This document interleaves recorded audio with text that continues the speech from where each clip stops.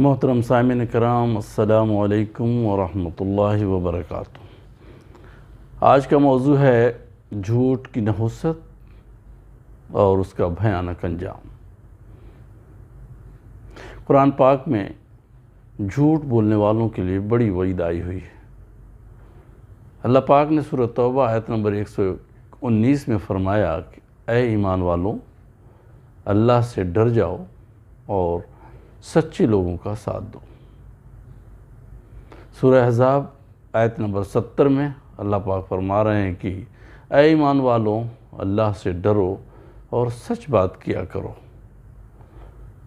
اس سے فائدہ یہ ہوگا کہ اللہ تمہارے اعمال کو درست کر دے گا اور تمہاری غلطیوں کو معاف کر دے گا، اور جس نے بھی اللہ اور رسول صلی اللہ علیہ وسلم کی اطاعت کی اس نے بڑی کامیابی حاصل کر لی۔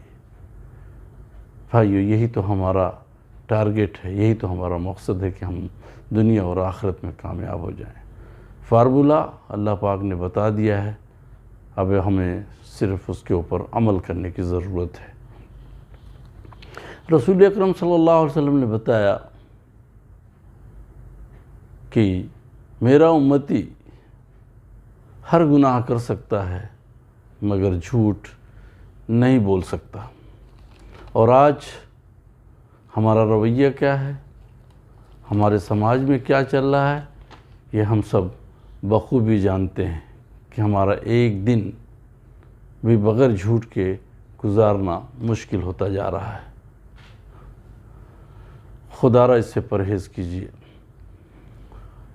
سنن ترمذی حدیث نمبر 1972 میں رسول اللہ صلی اللہ علیہ وسلم نے فرمایا کہ جب کوئی جھوٹ بولتا ہے تو اس جھوٹ کی بدبو کی وجہ سے رحمت کا فرشتہ اس شخص سے 1 میل دور چلا جاتا ہے۔ معاذ اللہ، غور کیجئے، ہم ہر وقت رحمت کے لیے دعائیں کرتے رہتے ہیں، اور جب ہم جھوٹ بولتے ہیں تو رحمت کا فرشتہ ہم سے 1 میل دور چلا جاتا ہے۔ پھر ہمارے اوپر رحمت کیسے آئے گی؟ اس لیے خدا را جتنی جلدی ہو سکے جھوٹ جیسی مہلک بیماری سے اپنے آپ کو بچا لیجیے۔ حدیث ابو داؤد میں ہے 4989، رسول اکرم صلی اللہ علیہ وسلم نے فرمایا کہ جھوٹ سے بچو، یقیناً جھوٹ گناہ کی طرف لے جاتی ہے اور گناہ جہنم میں لے جانے والی چیز ہے۔ بخاری شریف میں ہے حدیث نمبر 33، رسول اکرم صلی اللہ علیہ وسلم نے فرمایا کہ منافق کی 3 نشانیاں ہیں۔ پہلی نشانی، جب وہ بات کرتا ہے تو جھوٹ بولتا ہے، وعدہ کرتا ہے تو وعدہ خلافی کرتا ہے، اور تیسری، جب اس کو کسی چیز یا کسی امانت کے لیے امین بنایا جاتا ہے تو وہ امانت میں خیانت کرتا ہے۔ ہم سب کو اپنے آپ کو چیک کرنا چاہیے کہ ہمارا نام اس طرح کی کیٹیگری میں تو نہیں آتا۔ اگر نہیں آتا ہے تو اللہ کا شکر ادا کرنا چاہیے، اور خدا نخواستہ اگر ہم اس میں ملوث ہیں تو فوری طور پر توبہ اور استغفار کرنا چاہیے، اللہ سے رجوع کرنا چاہیے، معافی مانگنا چاہیے، اور اللہ پاک یقیناً معاف کرنے والا ہے۔ جھوٹ کا بولنا بہت ہی آسان ہے مگر نتیجہ بہت بھیانک۔ اس لیے ہر وقت اللہ پاک سے دعائیں کرتے رہنا چاہیے کہ اللہ پاک جھوٹ بولنے کی نوبت ہی نہ آنے پائے۔ جھوٹ بولنے کی عادت انسان کو برائی کے راستے پر ڈال دیتی ہے۔ جو لوگ بھی جھوٹ بولتے ہیں یا جھوٹی خبروں کو دوسروں تک پہنچاتے ہیں، انہیں فوراً ایسا کرنے سے اپنے آپ کو روک لینا چاہیے، کیونکہ جب تک ان کی یہ خبریں پہنچتی رہیں گی، گردش کرتی رہیں گی، جب تک ان کے نامہ اعمال میں گناہ لکھی جاتی رہے گی۔ میرے بھائیوں، ویسے ہی ہمارے نیک اعمال بہت کم ہیں، ہمیں ان کی پوری طرح سے حفاظت کرنے کی کوشش کرنی چاہیے، اور اگر ہم نے جھوٹ کو نہیں چھوڑا تو یقین جانیے کہ یہ ہماری آخرت کو برباد کر کے رکھ دے گا۔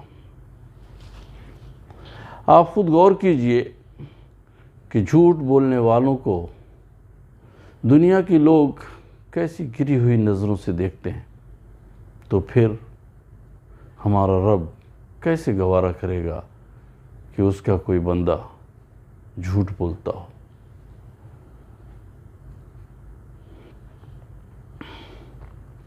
کہتے ہیں کہ جھوٹ کا بھی اپنا ایک ٹیسٹ ہوتا ہے، جب خود بولو تو میٹھا لگتا ہے، اور جب کوئی دوسرا بولتا ہے تو کڑوا لگتا ہے۔ یقین مانیے کہ جس معاشرے میں بھی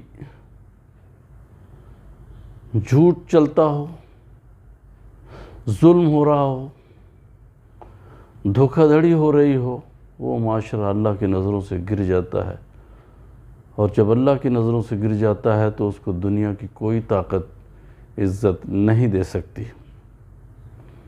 مذاق میں بھی جھوٹ بولنے سے پرہیز کرنا چاہیے، بچنا چاہیے، سخت منع ہے۔ ہم سب کو اپنے اپنے اوپر غور کرنے کی ضرورت ہے، غور کرنا چاہیے کہ جھوٹ سے ہم کتنا پرہیز کرتے ہیں یا کتنی نفرت کرتے ہیں۔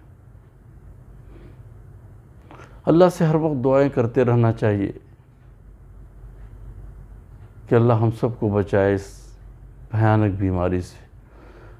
آئیے دعا کرتے ہیں کہ اللہ پاک، ہم کمزور لوگ ہیں، اس لیے ہم سب کو اس بری بیماری سے محفوظ رکھیے، بچائے رکھیے، اور شیطان کے ہر ہتھ کنڈے سے بھی ہماری حفاظت کیجیے۔ آمین ثم آمین، وآخر دعوانا ان الحمد للہ رب العالمین۔